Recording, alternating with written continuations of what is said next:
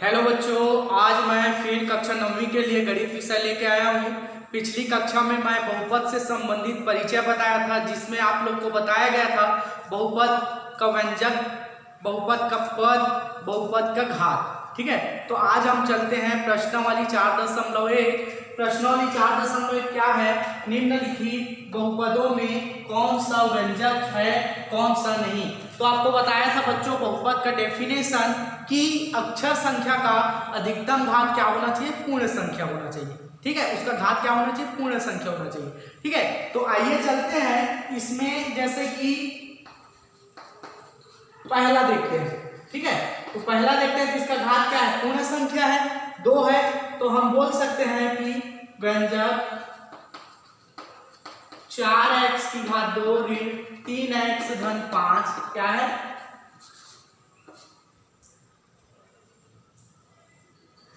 व्यंजक 4x की घात 2 ऋण 3x धन 5 है। ठीक है ना। दूसरा z धन 3/z, इसका बात करते हैं क्या? z धन 3/z, तो इसको हल करना पड़ेगा। तो क्या होगा? z धन 3 और z की घात -1 हो जाएगा। z ऊपर लेंगे तो -1 में होगा। ठीक है ना। हम जानते हैं ना घातांक का सूत्र क्या होता है? a की घात ऋण a बराबर 1/a की घात a। तो ये जो z है, z को ऊपर ले जाएंगे तो किस में आ जाएगा? माइनस में आएगा। तो ये क्या होगा? 3z - 1। तो ये घात पूर्ण संख्या क्या है? पूर्ण संख्या नहीं है। अतः यह व्यंजक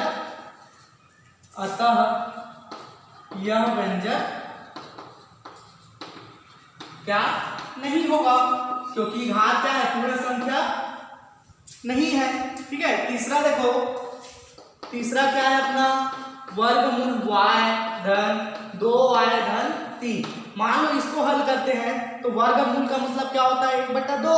ठीक है, तो ये हो जाएगा y की घात 1/2 धन 2y धन 3। ये भी क्या है? 1/2 जो है वो पूर्ण संख्या नहीं है।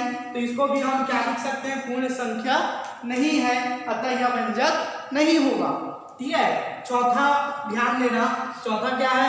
x की घात 2 धन 3/2, तो यह व्यंजक होगा, क्योंकि इसका घात क्या है? 2 है।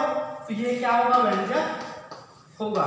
ठीक है, पांचवा का बात करें, x की घात 10 धन y की घात 3 धन t की घात 50, तो ये अपना घात क्या है? पूर्ण संख्या है। तो इसको भी हम लिख सकते हैं कि x की घात 10 धन y की घात 3 धन t की घात 50, अतः यह क्या है? व्यंजक है। तो ये था अपना प्रश्नावली 4.1 का प्रश्न पहला का सवाल। ठीक है, इसके बाद चलते हैं प्रश्न दूसरा।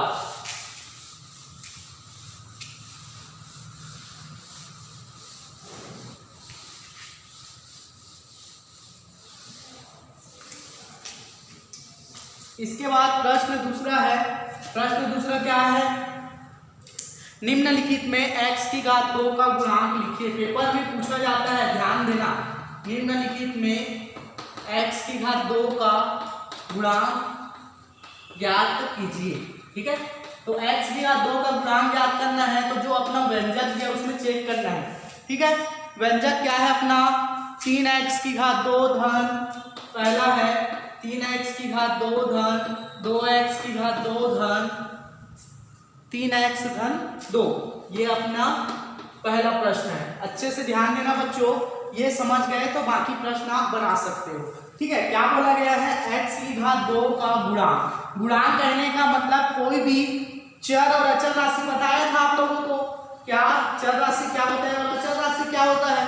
तो चर राशि उसको बोलते हैं जो अल्फाबेट में 26 अक्षर होता है, ए से लेके जेड तक, वो अपना क्या हो जाता है? चर राशि होता है।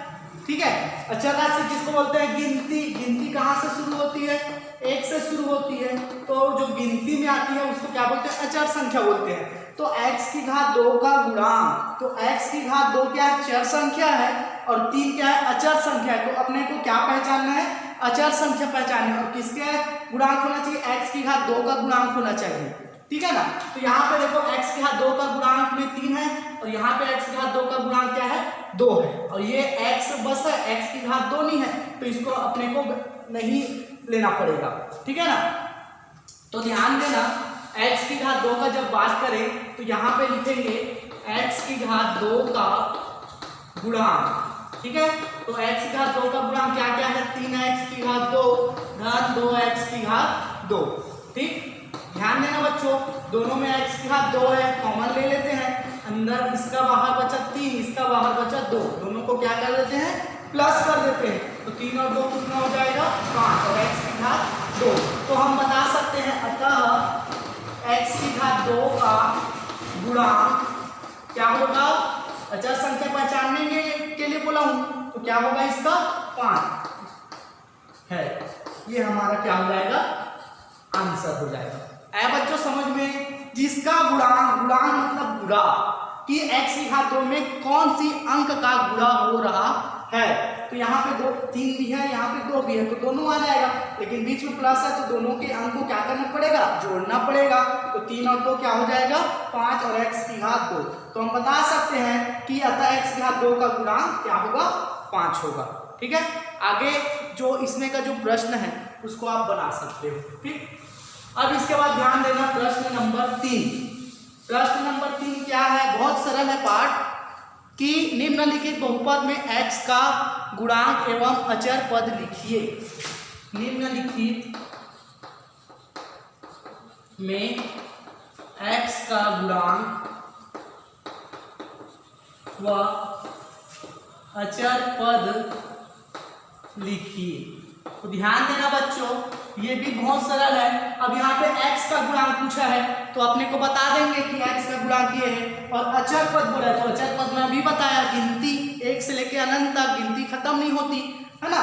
तो इसका एक आध प्रश्न ले लेते हैं, जैसे x की घात 2, x की घात 2 धन 1/5 x धन 5, ये अपना प्रश्न तीसरा का पहला प्रश्न। प्रश्न बोला जा रहा है कि निम्नलिखित में x का गुणांक व अचर पद लिखिए। तो अपने को x का गुणांक पहले देखना है, तो यहाँ पे लिखते हैं, दिया है व्यंजक, दिया है व्यंजक x की घात 2 धन 1/5 x धन 5 में x का गुणांक।